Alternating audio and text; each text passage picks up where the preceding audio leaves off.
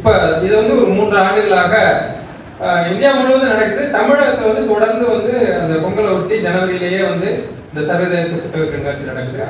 அது இல்லாமல் பார்த்தீங்கன்னா வந்து இந்திய நம்ம தென்னிந்திய பதிப்பாளர்கள் வந்து பார்த்தீங்கன்னா அவங்க வந்து சென்னையில் வந்து தொடர்ந்து அந்த ஜனவரி மாதத்தில் புத்தக திருவிழாவை தொடர்ந்து நடத்திட்டு வராங்க. கிட்டத்தட்ட 49வது ஆண்டு. இந்த ஆண்டு 49 வருஷமா புத்தக திருவிழா வந்து என்னன்னா எல்லாரும் வந்து இந்த கோடை விடுமுறையில அந்த புத்தாண்டு பொங்கல் விடுமுறைக்கு முன்னாடி எல்லாரும் கொஞ்சம் ஃப்ரீயா இருக்கும் வாசிக்கணுங்கிற நோக்கத்துல இந்திய பதிப்பாளர் கழகம் வந்து அந்த இதை வந்து மிக சிறப்பாக செய்துட்டு இருக்காங்க. அது பெரிய உழைப்பு போட்டிருக்காங்க.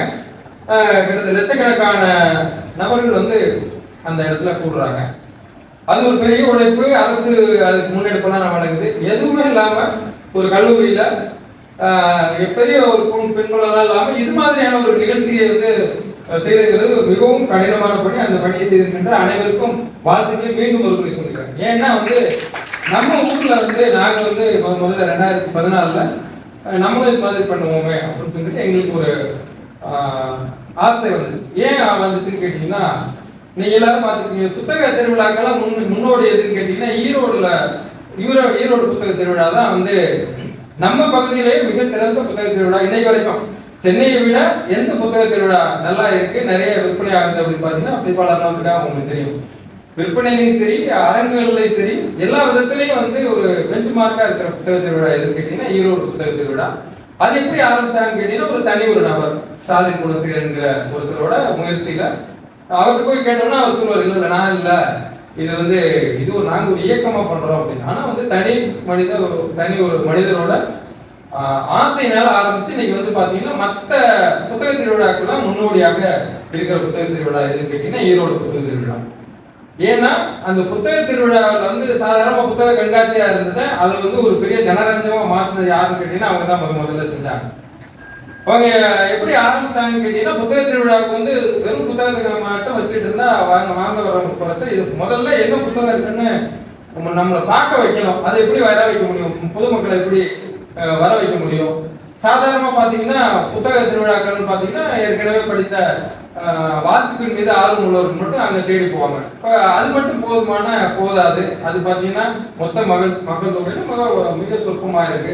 எல்லாரையும் வர வைக்கணும், புத்தகத்தை பார்க்க வைக்கணும், எல்லாரையும் புத்தகங்களுக்குள்ள இருக்கிற விஷயங்களை தெரிஞ்சுக்க வைக்கணும் அப்படின்ட்டு ஆரம்பிச்சு அந்த ஈரோடு புத்தக திருவிழா ஒவ்வொரு நாளும் அந்த 10 நாள் நடக்கிற புத்தக திருவிழாவில் பார்த்தீங்கன்னா ஒவ்வொரு நாளும் மிகச்சிறந்த ஆளுமையை கூப்பிட்டு அவங்களோட அனுபவங்களை பேச வச்சாங்க. கற்றுக்கிட்ட விஷயங்களை முதல்ல பார்த்தீங்கன்னா ஈரோடு புத்தக திருவிழாவில் பேச வச்சாங்க. நீங்க பார்த்தீங்கன்னா இன்னைய காலகட்டத்தில் வந்து ஈரோடு புத்தக திருவிழாவில் பேசாத ஆளுமையே கிடையாதுங்கிற அளவுக்கு சொல்லலாம். இன்னொன்று பார்த்தீங்கன்னா இது மாதிரியான பேச்சாளர்கள், எழுத்தாளர்கள் ஈரோடு புத்தக திருவிழாவில் பேசுறத வந்து ஒரு பெரிய கௌரவமாக நினைக்கிறாங்க. எப்படி இசையில நாட்டம் உள்ளவர்கள், இசை பண்டிதர்கள் நம்ம பகுதியில் இருக்கிற தியாகராஜர் திருவையாருக்கு வர்றதை பெருமையாக நினைக்கிறாங்களோ, தியாகராஜ ஆராதனை வர்றது பெருமையாக நினைக்கிறாங்களோ, அதே மாதிரி ஒவ்வொரு எழுத்தாளரும் சரி, ஒவ்வொரு பேச்சாளரும் ஈரோடு புத்தக திருவிழாக்கு நமக்கு ஒரு வாய்ப்பு கிடைக்காதா, அங்க இருந்து போனோம்னா நம்ம ஒரு பெரிய அடுத்த கட்டத்துக்கு போகலாம் அப்படின்னு சொல்லிட்டு அத்தனை பேரும் ஆசைப்படுறாங்க. அதே மாதிரி அங்க மிகச்சிறந்த ஆளுமைகளாக நாம் கருதுகிற மிகச்சிறந்த பேச்சாளர்களை யாரெல்லாம் சொல்றோமோ, அரசியல் பின்புலத்தோட இருக்கிற வைகோல் ஆரம்பிச்சு, நாஞ்சி சிம்மத்தில் ஆரம்பிச்சு, எழுத்தாளராக இருக்கின்ற பர்வீன் சுல்தானா, யாரா இருந்தாலும் சரி அங்க போய் பேசாதவங்களே கிடையாது. அப்துல் கலாம் வரைக்கும் வந்து பேசியிருக்காங்க. இந்திய முன்னாள் ஜனாதிபதி அப்துல் கலாம் வரைக்கும் பேசியிருக்காரு. பேசுறது மட்டும் இல்லாம அங்க பேசுறப்போ ஒரு விஷயத்த சொல்லாரு. நான் வந்து அவரே சொல்லியிருக்காரு, அவர் வாயால சொன்னது. நான் நிறைய நிகழ்ச்சியில கலந்துக்கிட்டாலும் இது மாதிரியான நிகழ்வு கலந்துறது வந்து எனக்கு வந்து என் நெஞ்சில வந்து மறக்காத நிகழ்வா இருக்குது. அதுவும் இந்த ஈரோடு புத்தக திருவிழா எனக்கு ஒரு வாய்ப்பு கிடைக்காதான் நினைச்சிட்டு இருந்தேன், கூப்பிடுவாங்களான்னு நினைச்சிட்டு இருந்தேன். அப்படியெல்லாம் அந்த புத்தக திருவிழால பேசியிருப்பாங்க. யூடியூப்ல பாத்தீங்கன்னா தெரியும். அது மட்டும் இல்லாம அந்த புத்தக திருவிழால ஒரு 10 உறுதிமொழியும் எடுத்துக்கிட்டார். எல்லாரையும் எழுந்திருக்க சொல்லி, மொத்த கூட்டத்தை எழுந்திருக்க சொல்லி ஒரு உறுதிமொழியும் அதை தான் கேட்டு கொஞ்சம் லேட் ஆயிடுச்சு. நான் அதை எடுத்துட்டு எப்போ போற நான் இந்த மாதிரியான இடங்களுக்கு போறப்ப அதை எடுத்துட்டு வருவோம். அது நான் தேடி பார்த்தா கிடைக்கல. அதனாலதான் ஒரு 10 நிமிஷம் வரது கொஞ்சம் லேட் ஆயிடுச்சு. அந்த புத்தக திருவிழால இதான் சாராம்சம். என்னன்னு கேட்டீங்கன்னா, நான் இன்னையில இருந்து வாசிக்க துவங்குவேன். இன்னைக்கு நான் போய் இந்த புத்தக திருவிழால ஒரு புத்தகத்தை வாங்குவேன். வாங்கிட்டு இதுக்கு முன்னாடி வாசிக்கிறேன்னா என்னன்னு தெரியாது. இன்னையில இருந்து நான் வந்து வாசிக்க துவங்குவேன். ஏன்னா அந்த உறுதிமொழி எழுதுகிறார் அப்துல் கலாம் தான், அந்த அப்துல் கலாம் ஐயா தான் அந்த உறுதிமொழியை வாசிக்கிறார். மொத்த கூட்டத்தை எழுதி கேள்வி சொல்லி நான் இன்று முதல் ஒரு புத்தகத்தை, இன்னைக்கு இந்த புத்தக திருவிழாவில் நான் ஒரு புத்தகத்தை போய் வாங்குவேன். வாங்குவது மட்டுமல்லாமல் இன்றிலிருந்து நான் வாசிக்க துவங்குவேன். அதே மாதிரி பாத்தீங்கன்னா இந்த ஆண்டு முழுவதும் நான் புத்தகத்தை வந்து ஒரு 10 புத்தகங்களாவது இந்த ஆண்டுக்குள்ள வந்து நான் வந்து புத்தகங்களை வந்து சேகரிப்பேன். சேகரிச்சுட்டு என்னோட வீட்டுல போய் நான் ஒரு வீட்டு நூலகத்தை துவங்குவேன். நான் நூலகம்லாம் எங்கேயா இருந்தாலும் நான் சொந்தமா புத்தகம் வாங்கி என்னோட புத்தகங்களோட என்னோட வீட்டுல வந்து நான் ஒரு வீட்டு நூலகத்தை துவங்குவேன். அந்த நூலகத்துல இருக்கிற அத்தனை புத்தகங்களையும் என் குடும்பம் வாசித்திருக்கும் அப்படின்னு சொல்றாரு. அதுக்கான முதல் இடம் தான் இதுன்னு சொல்றாரு. அந்த மொத்த கூட்டம் வாசிக்குது. அங்க இருந்து போய் நிறைய பேர் வாசிக்க, நான் இன்னைக்கு தான் வாசிக்க துவங்கினேன் அப்படின்னு சொல்லிட்டு போனேன். நிறைய பேர் வந்து அந்த திரும்பி நடந்த புத்தக திருவிழாவில் வந்து பேசியிருக்காங்க. பேசுறப்ப என்ன சொல்லியிருக்காங்கன்னா, நான் அப்துல் கலாம் ஐயா கலந்துக்கிட்ட அந்த நிகழ்ச்சியில நான் கலந்துக்கிட்டேன். அன்னைக்கு தான் நான் முதல்ல வாசிக்க துவங்கினேன். அன்னையில இருந்து நான் தினமும் வாசிப்பதை குறைந்தபட்சம் ஒரு 10 பக்கம் படிச்சிருவேன். ஏன்னா அன்னைக்கு நான் அந்த முன்னாள் ஜனாதிபதி அந்த உறுதிமொழியில நானும் உறுதிமொழி எடுத்துக்கிட்டேன், இனி படிக்காம இருக்க கூடாதுன்னு சொல்லிட்டு நிறைய பேர் எடுத்துட்டாங்க. எத்தனை பேர் அதை திருப்பி அதை தொடர்றாங்கன்னு தெரியாது. ஆனால் அங்க ஆரம்பித்தவர்கள் நிறைய பேர். அப்ப அது மாதிரியான ஒரு சிறப்பு வாய்ந்த புத்தக திருவிழா ஈரோடு புத்தக திருவிழா. அது வந்து அதுதான் மற்ற இடங்களுக்கெல்லாம் பெரிய மாறுதலாக இருந்தது. சரி, அடுத்தது பார்த்தோம்னா வேற எந்த புத்தக திருவிழாலாம் சிறப்பாக நடக்குதுன்னு கேட்டீங்கன்னா, ஓசூர்ல ஒரு புத்தக திருவிழா நடக்கும். அந்த புத்தக திருவிழா கேட்டீங்கன்னா, நமக்கு வந்து தமிழ்நாடு அறிவியல் இயக்கம் நடத்துறாங்க. அந்த புத்தக திருவிழாவை தொடர்ந்து அவங்க தான் நடத்திட்டு வராங்க. அவங்களோட முயற்சிகள் நடக்கிறாங்க. அவங்களும் 10 நாள் நடத்துறாங்க. அதுக்கு அடுத்தபடியாக பெரிய புத்தக திருவிழா நடக்கிறது ஓசூர் புத்தக திருவிழா. சரி, இதெல்லாம் வந்து பாத்தீங்கன்னா ஈரோடு புத்தக திருவிழா ஒரு பெரிய இண்டஸ்ட்ரியல் படத்துக்காக வந்து ஒரு பெரிய பிரச்சனையே கிடையாது. எவ்வளவு கேட்டாலும் கொடுக்கறதுக்காக இருக்காங்க. ஏன்னா அவ்வளவு லக்ஸரியா நடக்கிற, அவ்வளவு ஆடம்பரமா நடக்கிற புத்தக திருவிழா எதுன்னு கேட்டீங்கன்னா ஈரோடு புத்தக திருவிழா. நான் வருடாவும் போயிட்டு இருக்கேன்.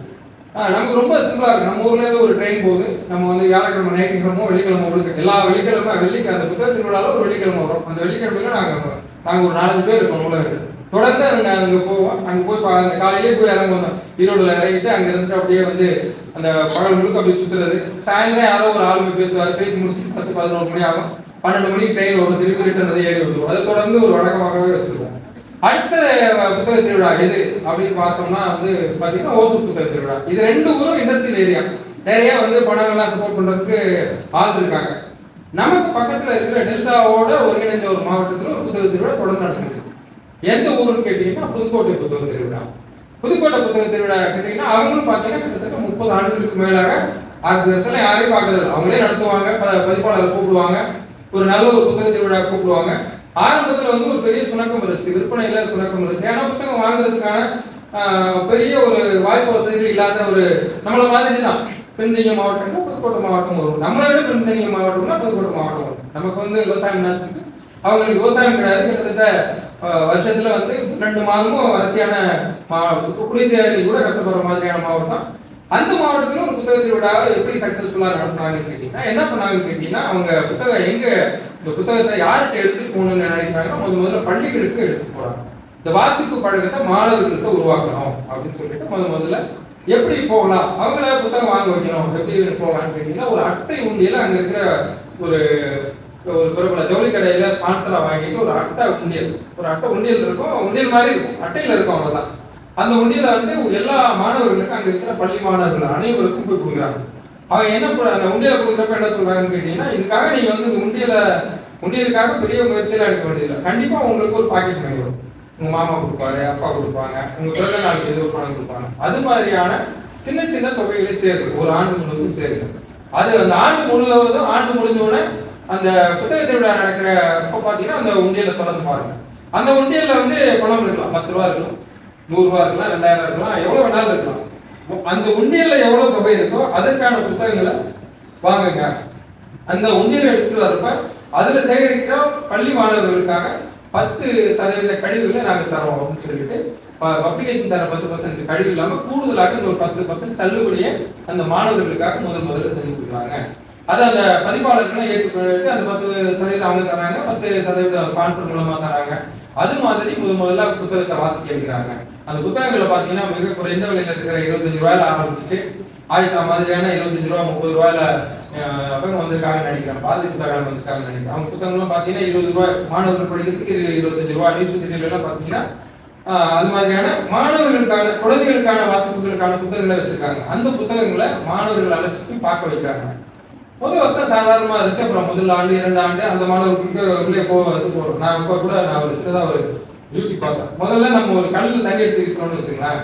அடுத்த எறிகிற கல் வந்து பார்த்தீங்கன்னா அதை விட கூட வீசணும்னு நினைப்போம். முதல்ல ஒரு கல்லை தண்ணிக்குள்ள தூக்கி வீசினோம்னா அடுத்த கல்லை என்ன நினைப்போம், அதை விட கொஞ்சம் தூரம் வீசணும், அதை விட கொஞ்சம் தூரம் வீசணும் அப்படின்னு நினைப்போம். அதே மாதிரி தான் ஒவ்வொரு மாணவர்களும் முதல் ஆண்டு 10 ரூபாய் சேகரித்த மாணவர்கள் அடுத்த வருஷம் 15 ரூபாய் சேகரிக்கணும். அடுத்த வருஷம் முதல் ஆண்டு 10 ரூபாய்க்கு புத்தகம் வாங்கினாங்க, அடுத்த வருஷம் 20 ரூபாய்க்கு வாங்கணும் அப்படின்னு சொல்லிட்டு அந்த புத்தக திருவிழாவில் வந்து பார்த்தீங்கன்னா விற்பனை வந்து மாணவர்களால் கொஞ்சம் கொஞ்சமாக அதிகமாச்சு. மாணவர்களால் எப்படி இது அதிகமாச்சு அப்படின்னு கேட்டாங்கன்னா அது தள்ளுபடி கொடுக்குறாங்களா. முதல் ஆண்டு வந்து 50,000 தள்ளுபடி போனது, அடுத்தது 1 லட்சம் ஆச்சு, 2 லட்சம் ஆச்சு, 3 லட்சம். இப்போ வந்து இந்த மாணவர்களுக்காக ஸ்பான்சர் வாங்குறதுக்கான தொகை நிறைய ஆயிடுச்சு. ஆனா அதை ஸ்பான்சர் பண்றதுக்கு இன்னும் தயாரா இருக்கிறாங்க. காரணம் என்னன்னா, எங்க வந்து இந்த வாசிப்பை எடுத்து போனோம்னா மிக சிறப்பா இருக்கும்னா, முதல்ல துவங்குறது பள்ளி மாணவர்களுக்கு துவங்கணும்னா அது சரியா இருக்கும்னு நினைச்சிட்டு செய்யறாங்க. இன்னைக்கும் பாத்தீங்கன்னா அந்த புத்தகத்தை விட மிக சக்சஸ்ஃபுல்லா நடக்கிறதுக்கு காரணம் யாருன்னு கேட்டீங்கன்னா பள்ளி மாணவர்கள். அதே மாதிரிதான் திருப்பி உங்களுக்கு சொல்றாங்க, நிறைய அரசு வந்து நிறைய திட்டங்களை கொண்டு வருது. ஏன்னா எதுக்காக கேட்டீங்கன்னா, நான் முதல்வனா இருக்கட்டும், இப்ப நமக்கு இலக்கிய திருவிழா எதுக்காக இருக்கா, எல்லாம் பாத்தீங்கன்னா எங்க ஏதாச்சும் ஒரு புள்ளியில போய் நிற்கும். எந்த புள்ளின்னா அந்த புள்ளி பாத்தீங்கன்னா நம்மள வாசிக்க வைக்கணும், நம்மள படிக்க வைக்கணும், ஏதாவது படிக்கணும், அவ்வளவுதான். ஏதாவது ஒரு புத்தகத்தினாச்சும் வாசிக்கணும், ஒரு பக்கத்தினாச்சும் வாசிக்கணும். எங்க நீங்க எடுத்து பாருங்க, இலக்கிய திருவிழாவுடைய நோக்கம் என்னவா இருக்கும்னு நினைக்கிறீங்க? பொது நூலகத்துறை நடத்துறதுல காரணம் என்னவா இருக்கும்னு நினைக்கிறீங்க? புத்தகத்தை வாசிக்கணும், எப்படியாச்சும் வாசிக்க வைக்கணும். இதுதான் காரணம். இப்ப நான் முதல்வன்ல போய் பாருங்க, அது எங்க போய் நிற்கும் கேட்டீங்கன்னா வாசிப்புல தான் நிற்கும். வாசிப்பு இல்லாம எதையுமே சாதிக்க முடியாது. ஆனா நம்ம என்ன சொல்லிட்டு இருக்கோம்னு கேட்டீங்கன்னா, எல்லாரும் நம்ம சொல்றது என்னன்னு கேட்டீங்கன்னா, எல்லாத்துக்கும் நேரம் இருக்குமோ, படிக்கிறதுக்கு நேரம் இல்லை. யாரும் கேளுங்க, ஒரு எல்கேஜி ஸ்டூடெண்ட் போய் சார் ரொம்ப பிஸியா இருக்கு சார் படிக்க, ஏன்னா எல்லாரும் பிஸியா இருக்கிறதா நினைச்சிட்டு இருக்கோம். பட் ஆனா அதெல்லாம் ஒண்ணுமே கிடையாது. இன்னைக்கு வந்து இப்ப நீங்க யாரெல்லாம் ரொம்ப பிஸி மேன் அப்படின்னு நினைச்சிட்டு இருக்க, நீங்க வந்து இன்போசிஸோட நாராயணமூர்த்தி சுதாமூர்த்தியில ஆரம்பிச்சு, நீங்க வந்து இன்னைக்கு பாத்தீங்கன்னா மறைந்த ரத்தன் டாட்டால ஆரம்பிச்சு, நீங்க இந்திரா நூயில ஆரம்பிச்சு, யாரெல்லாம் நீங்க அம்பானியோட மனைவியில ஆரம்பிச்சு, அம்பானியோட பிள்ளைகள் யாரெல்லாம் நீங்க விஐபி ரொம்ப பிஸியான மேன் அப்படின்னு நினைக்கிறீங்களோ அவங்க எல்லாம் பாத்தீங்கன்னா பெருசா வாசிச்சுட்டு இருக்காங்க. கொஞ்சமா வாசிக்கல, பெருசா வாசிச்சுட்டு இருக்காங்க. அவங்களுக்குள்ள ஒரு வாசிக்கிறதுக்கான குழுவெல்லாம் வச்சிருக்காங்க. இந்திரா நூயி பாத்தீங்கன்னா பெப்சிகோட பார்வர் சேர்மன், அவங்க என்ன பண்றீங்க, அவங்க ஒரு வாட்ஸ்அப் குரூப் வச்சிருக்காங்க. எப்ப எந்த புத்தகம் புதுசா வருதோ, மார்க்கெட்டுக்குள்ள எது புதுசா வருதோ அந்த புத்தகத்தை வாசிச்சுட்டு அதை பத்தின விமர்சனம் அதெல்லாம் பண்ணிட்டு இருக்காங்க. இன்னைக்கு டிவிஎஸ் உள்ள போயிட்டீங்கன்னா வந்து பாத்தீங்கன்னா சனியார் வாசிக்கிறதுக்காகவே அங்க ஒரு நூலகத்தை அவங்களோட கம்பெனியில வச்சிருக்காங்க. வாசிக்கணும், வாசிச்சதை தொடர்பா விவாதிக்கணும் அப்படிங்கிறதுக்காக. அப்ப எந்த இடங்கள்ல எந்த நிறுவனங்களா இருக்கட்டும், யாரெல்லாம் சாதனையாளர்கள் நினைக்கிறோம் அவங்க எல்லாம் பாத்தீங்கன்னா படிச்சுட்டு இருக்காங்க. யாரெல்லாம் படிக்கலன்னு கேட்டீங்கன்னா நம்மள மாதிரி இருக்கவங்க தான் படிக்கிறதே இல்லை. இப்ப நாங்களும் உட்படதான். இப்ப நூலகெல்லாம் பாத்தீங்கன்னா நீ 1 லட்சம் புத்தகத்துக்கு மத்தியில உட்கார்ந்துருக்காங்களா வாசிக்கிறோமா அப்படின்னு கேட்டீங்கன்னா மிக குறைவு. இது மாதிரியான ஒரு சூழ்நிலையில நாங்க வந்து என்ன பண்ண ஆரம்பிச்சோம்னு கேட்டீங்கன்னா, நாங்க இப்போ ஒரு நிகழ்ச்சி நடத்தி ஒரு அப்ப நிகழ்வோடு சொல்றாங்க, இப்ப நூலகர்கள் என்ன மாதிரி எல்லாம் வாசிக்கிறீங்க அப்படின்னு சொல்லிட்டு முன்னாள் பள்ளிக்கல்வித்துறை இயக்குனர் அறிவடி வந்து பாத்தீங்கன்னா ஒரு லைப்ரரியோட மீட்டிங்ல கேட்கிறேன், நீங்க முதல்ல வாசிக்கிறீங்களா, லைப்ரரிக்கு வரல படிக்க வரல இதெல்லாம் சொல்லியிருந்தேன், நீங்க என்னென்ன வாசிச்சிருக்கீங்க அப்படின்னா எல்லாரும் என்ன சொல்லுவோம், புத்து மதிப்பா யாரெல்லாம் படிக்கிறேன்னு உங்களை கைத்துக்கு சொன்னா எல்லாம் தூப்போம். ஏன்னா செக் பண்ண மாட்டோம் அப்படின்னா அவர் அடுத்ததான் செக் பண்ணுவார், கடைசியா படிச்ச புத்தகத்தை சொல்லுங்க அப்படின்னா 2 பேர் யாரெல்லாம் கை தூக்குனாங்களோ 4 பேர் எழுதி கேட்டாங்க, தடுமாற ஆரம்பிச்சாங்க. அப்புறம் என்ன கேட்டீங்கன்னா பொன்னியின் செல்வன் யாரெல்லாம் படிச்சிருக்கீங்க கை தூக்க சொன்னார். எல்லாரும் 30 பேர் கை தூக்குனாங்க, எல்லாருமே கிட்டத்தட்ட கை தூக்குனாங்க. டக்குன்னு ஒரு 4 பேர் கூப்பிட்டு 2-3 கேரக்டர் பத்தி கேட்க ஆரம்பிச்சாங்க. இந்த அத்தியாயத்துல இதுக்கப்புறம் என்ன நடந்துச்சு கேட்க ஆரம்பிச்சாங்க. எல்லாரும் தலைய கீழே போட்டாங்க. அதுக்கப்புறம் நிறைய பேர் படிக்க ஆரம்பிச்சாங்கன்னு வச்சுங்களேன். ஏன்னா படிக்கிறதுங்கிறது ஒரு பெரிய வந்து நம்ம சுமையா நினைக்கிறோம் அப்படின்னு தான் நான் நினைக்கிறோம். இப்ப என்ன பண்ணணும்னு கேட்டீங்கன்னா, நாங்க என்ன பண்ண முதல்ல என்னன்னா ஒரு லைப்ரரியில என்ன பண்ணோம்னா ஒரு ஜனவரி மாசத்துல ஆரம்பம் இது மாதிரி ஒரு வாட்ஸ்அப் குழுமம் ஆரம்பிச்சோம். முதல்ல படிக்கணும், என்ன புத்தகம் வேணாலும் படிக்கலாம், ஒரு புத்தகம் எடுத்துக்கணும், அந்த புத்தகத்தை படிச்சுட்டு அந்த புத்தகத்தை தொடர்பான நிகழ்வுகளை போடணும் அப்படின்னு சொல்லிட்டு அது போயிட்டு இருக்கு. அது மாதிரி போயிட்டு இருக்காங்க. அதுல நிறைய பேர் வந்தாங்க போனாங்க. இருந்தாலும் இப்பவும் அந்த குழு இருக்கு, இப்பவும் வாசிச்சுட்டு இருக்காங்க. வாரத்தில் ஒரு புத்தகம் வாசிச்சுட்டு இருக்காங்கன்னு வச்சுக்கலாம். இப்ப அந்த குழுவுக்கு நான் அட்மிட். நம்ம இப்ப என்ன பண்ண முடியும், படிக்க வேண்டிய கட்டாயத்துக்கு வந்து ஒருவேளை படிக்க முடியலன்னா என்னைக்காச்சும் படிக்க முடியாத நாட்கள்லாம் உண்டு. என்னால இன்னைக்கு படிக்க முடியல, நான் இது மாதிரியான முக்கியமான பணிகள் இருந்ததுனால என்னால இன்னைக்கு படிக்க முடியலங்கிறத அந்த இடத்துல மன்னிப்பு போடுற சூழ்நிலையை உருவாக்குனுச்சு. அந்த ஏன்னா ஒரு விஷயத்த முன்னாடி சொன்னால கல்லெறிகிறதுன்னு சொல்லிட்டு முதல்ல கல்லெறி ஆரம்பிச்சிட்டோம். அந்த கல்லெறி முதல் கல்லை விட அடுத்த கூட போகணுங்கிற சூழ்நிலைக்கு வர்றப்ப கல்லை எரியாம இருக்கிறது எவ்வளவு பெரிய குற்றமா இருக்கும். அதனால ஆரம்பிச்சோம். இப்ப எங்களுக்குள்ளே ஒரு ஃபிட்டினஸ் வந்துட்டு அதுல யாரெல்லாம் வெளியில பேச போகிறோம் இது மாதிரி இருக்கிறோமோ நாங்களே படிக்க வேண்டிய ஒரு கட்டத்துக்கு ஆரம்பிச்சிட்டோம். 12 மணி ஆனாலும் 1 மணி ஆனாலும் படிக்க வேண்டிய ஒரு சூழ்நிலை கட்டாயத்தை உருவாக்கணும். இதை போய் என்னன்னு கேட்டீங்கன்னா அடுத்தபடியாக ஒரு ஊர்ல போய் பேசுவோம்.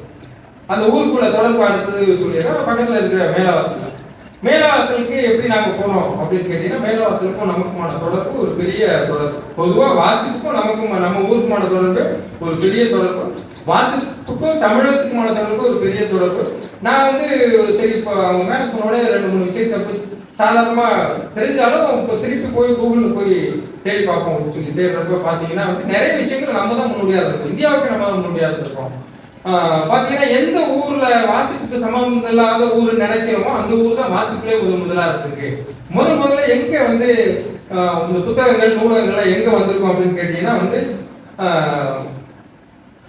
முதல் பிரிண்டிங் பேப்பர் எதுன்னு கேட்டீங்கன்னா பிரிண்டிங்ல எது முதல்ல வந்துச்சுன்னு கேட்டீங்கன்னா கிபி 868 தான் வந்திருக்கு. சீனாவில தான் வந்திருக்கு. சீனாவில என்ன வந்திருக்காங்க முதல்ல அது என்ன பண்ணிருக்காங்கன்னா வைத்திய சூத்திரத்தை முதல்ல பதிவு பண்ண ஆரம்பிச்சிருக்காங்க. அந்த வைத்திய சூத்திரத்தை செய்து வச்சிருக்காங்க. முதல் பிரிண்டிங் இதே பார்த்தீங்கன்னா சீன வைர சூத்திரம், அதாவது என்னன்னா அது மெடிசன் சம்பந்தமான சீன வைர சூத்திரங்கிறத முதல் புத்தகம்.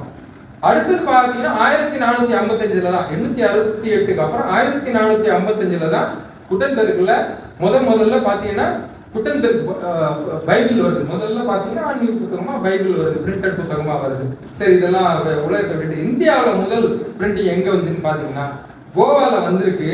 ஆனா எந்த புத்தகம் பிரிண்ட் பண்ணியிருக்காங்கன்னு கேட்டீங்கன்னா இங்க வந்து பார்த்தீங்கன்னா ஃபர்ஸ்ட் ஆய்வு கட்டுரை. ஏன்னா கோவாவில் இருக்கிற அந்த கல்லூரி தான் முதல்ல இந்த பிரிண்டிங் மெட்டீரியல் கொண்டு வந்திருக்கு. அவங்க என்ன பண்ணிருக்காங்கன்னு கேட்டீங்கன்னா அவங்க இந்த ஆராய்ச்சி கட்டுரையில முதல்ல பண்ணிருக்காங்க. அதுக்கப்புறம் முதல் புத்தகம் எதுன்னு கேட்டீங்க புத்தகமா எது வந்துட்டு பாத்தீங்கன்னா தம்பிரான் சதகங்கிற தமிழ் புத்தகம் தான் முதல் பிரிண்டிங் பேப்பரா வந்திருக்கு. எனக்கு பயங்கர ஆச்சரியமா இருந்துச்சு. தமிழ் வந்து கோவால பிரிண்ட் ஆகுது, கோவால இருக்கிற ஒரு கல்லூரியில் பிரிண்ட் ஆகுது. அங்க எந்த புத்தகம் வந்திருக்குன்னா முதல்ல ஒரு தமிழ்ல ஒரு புத்தகம் வந்திருக்கு அப்படிங்கிறப்ப எனக்கு ஒரு பெரிய ஆச்சரியமா இருந்துச்சு. அப்ப தமிழுக்கும் பாத்தீங்கன்னா புத்தகங்களுக்கும் வாசிப்புக்கான தொடர்பு ஒரு பெரிய தொடர்பா இருந்திருக்கு. அடுத்தது பாத்தீங்கன்னா வந்து அடுத்தது நூலகமா எது வந்துச்சு அப்படின்னு கேட்டீங்கன்னா இந்தியாவிலே முதல் நூலகமா எது இருந்திருக்குன்னா பிரிண்டிங் நூலகமா எது இருந்திருக்குன்னு கேட்டீங்கன்னா நம்ம சரஸ்வதி மகால் நூலகமா தான் நூலகமாக இருந்திருக்கு. அதே மாதிரி பாத்தீங்கன்னா முதல் பொது நூலகமா எங்க இருந்திருக்குன்னு கேட்டீங்கன்னா அன்றைக்கு ஒருங்கிணைந்த தமிழகமாக இருந்த தமிழ்நாடாக இருந்திருக்க சென்னை மாகாணமா இருந்த திருவனந்தபுரத்துல தான் முதல் பப்ளிக் லைப்ரரியே இருந்திருக்கு. இந்தியாவிலே முதல் பப்ளிக் லைப்ரரி எங்க இருந்திருக்குன்னு கேட்டீங்கன்னா நம்ம திருவனந்தபுரத்துல அன்னைக்கு சென்னை மாகாணத்துல இருக்கிற திருவனந்தபுரத்துல தான் முதல் பப்ளிக் லைப்ரரி இருக்கு. சரி ரைட், இதெல்லாம் கரெக்ட். அடுத்தது என்னன்னு பாத்தீங்கன்னா உலகம் முழுக்க அப்படி இருந்தா கூட இந்தியாவில் பாத்தீங்கன்னா நூலகத்துக்கும் இந்தியாவுக்குமான தொடர்பு அடுத்தது எங்க வருதுன்னு கேட்டீங்கன்னா இந்தியாவிலேயே முதல்ல நூலக சட்டத்தை எங்க ஏற்றாங்கன்னு கேட்டீங்கன்னா 1948 சென்னையில தான் முதல்ல நூலக சட்டம் வருது. அதுக்கு முக்கிய காரணமாக இருந்த நூலக தந்தை எஸ்.ஆர். ரங்கநாதன் தான். இந்தியா முழுவதுமான இந்தியாவின் நூலக தந்தை யாருன்னு சொன்னாங்கன்னு கேட்டீங்கன்னா எஸ்.ஆர். ரங்கநாதன் தான்.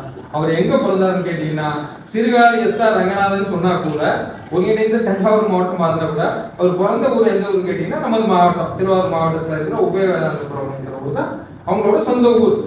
அவங்க அப்பா இறந்து போயிடுறாரு. அவங்க அப்பா இறந்ததுனால வந்து சீர்காழிக்கு அவங்க தாத்தா வீட்டுக்கு போறாங்க. நம்ம வீட்டுல நிறைய பேர் தாத்தா வீட்டுல தான் வளர்ந்துருப்போம். நம்மளாம் பாத்தீங்கன்னா நிறைய பேர் அவங்க அப்பா எல்லாம் போய் கேட்டீங்கன்னா தாத்தா வீட்டுல தான் வளர்ந்தா அப்படிம்பாங்க.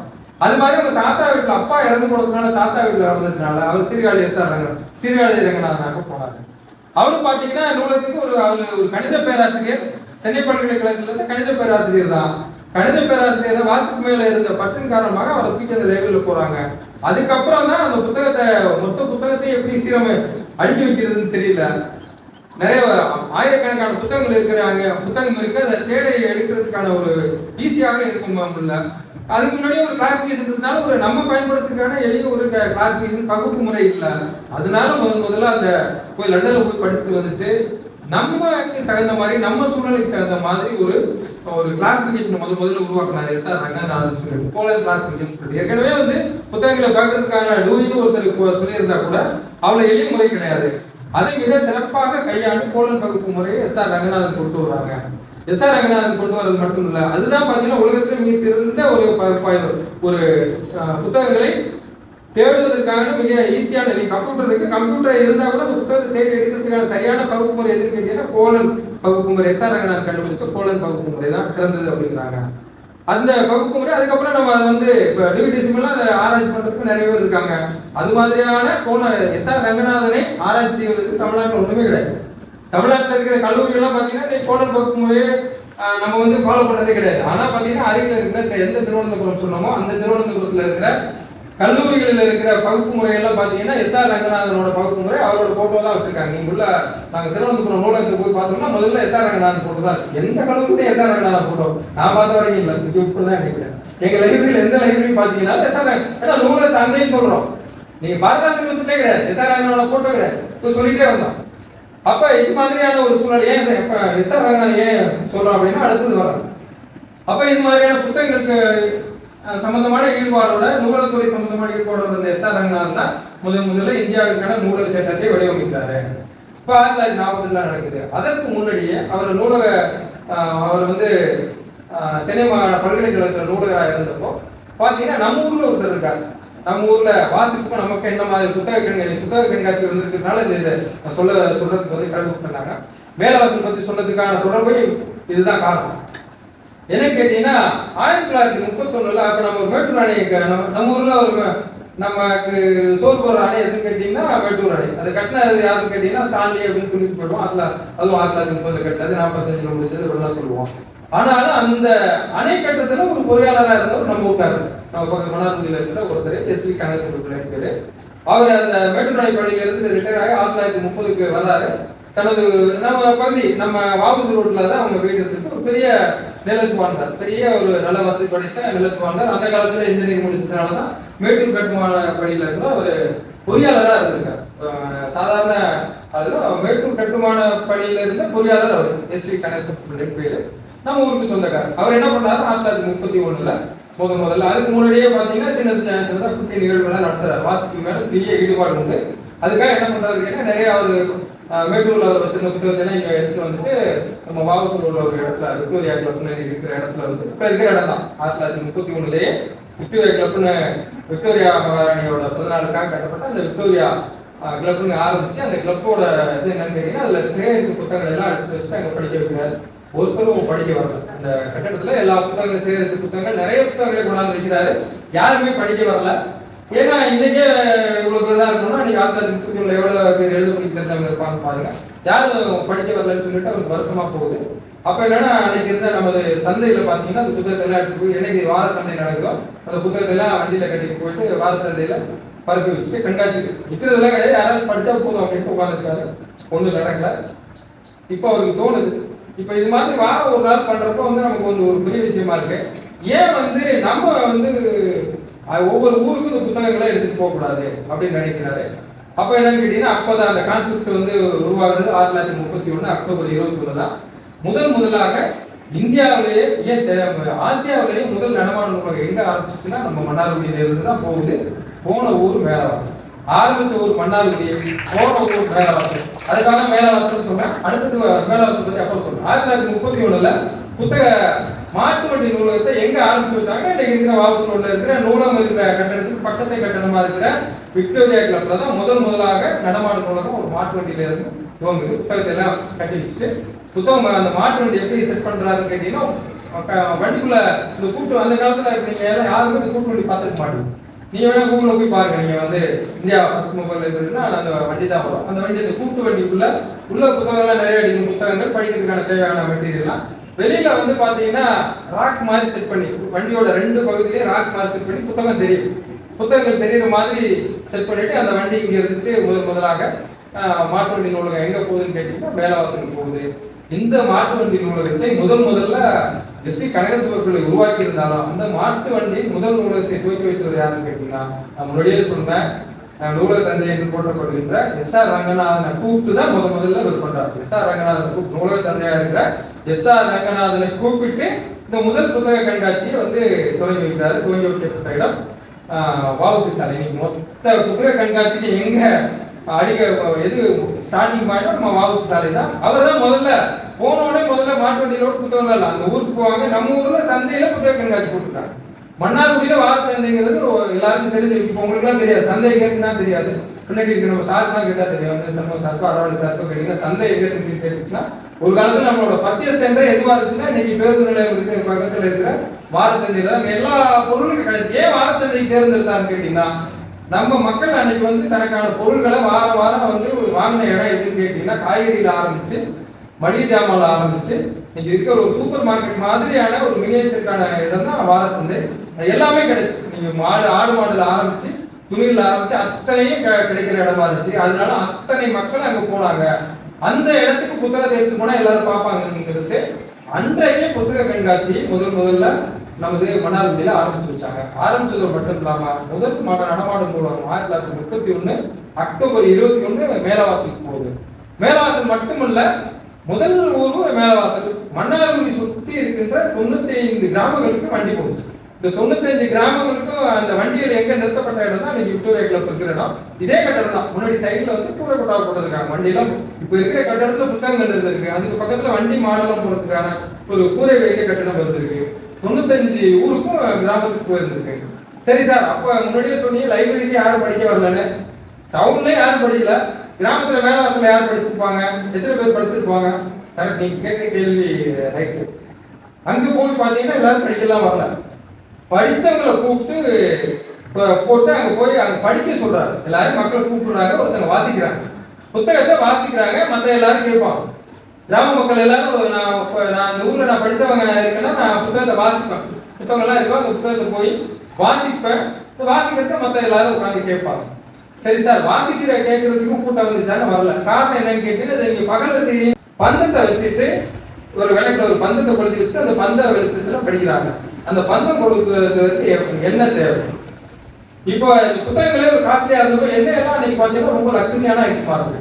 அப்ப என்னன்னு கேட்டீங்கன்னா, மேலவாசி கிராமத்துல ஒவ்வொரு வீட்லயும் கொஞ்சம் எண்ணெய் கொடுக்குறது. ஒவ்வொரு வீட்லயும் எண்ணெயை வசூல் பண்ணி அந்த தீவெட்டிக்கும் அந்த பந்தத்துக்குமான எண்ணெயை வந்து ஒவ்வொரு வீட்லயும் வசூல் பண்ணி முன்மாதிரியா மேலவாசி கிராமம் வருது. இரவுல முதல்ல படித்த ஊர் எதுன்னு கேட்டீங்கன்னா மேலவாசி கிராமம் தான்.